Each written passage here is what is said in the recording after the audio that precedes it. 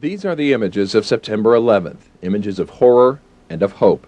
But one image, this image, touched Lafayette artist Dan Iannarino the most. I really know nothing about this fellow. Who is this guy, and what's his life been like, and where's he been, and what was he doing? Dan was flipping through a Time magazine when he came across this picture of missing posters from the World Trade Center. It was one of thousands that went up all over New York. He was struck by how happy all the people in the posters looked, and how horrible their fate must have been.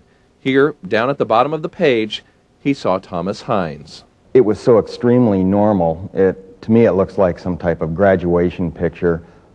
He's smiling in that kind of graduation picture type pose, and it just seems so extremely normal, and again, in contrast to the entire incident.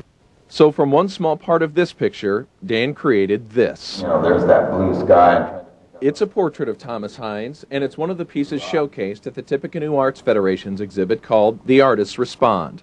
This kind of made some kind of strange connection, so I was actually really thinking about this fellow a lot, and I still don't know anything about him.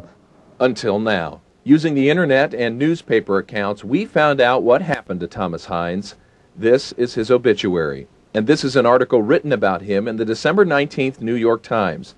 Now Dan Iannarino will read for the first time about the man he painted. The name of the article is No Moment Worth Missing.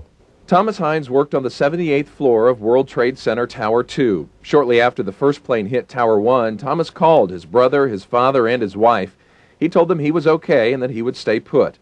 At 9:05 a.m., the second plane hit Tower 2. No one ever heard from Thomas Hynes again. He had bright blue eyes and a broad smile. When the sky is the right color these days, his parents call it a Thomas sky.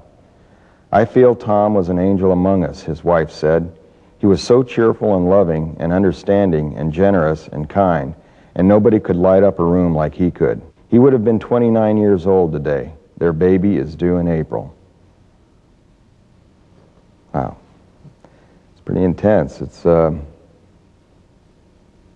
I say, when I was working on it, I had no idea what his life was about and, you know, whether he was married and everything, and it kind of goes along with his picture. I mean,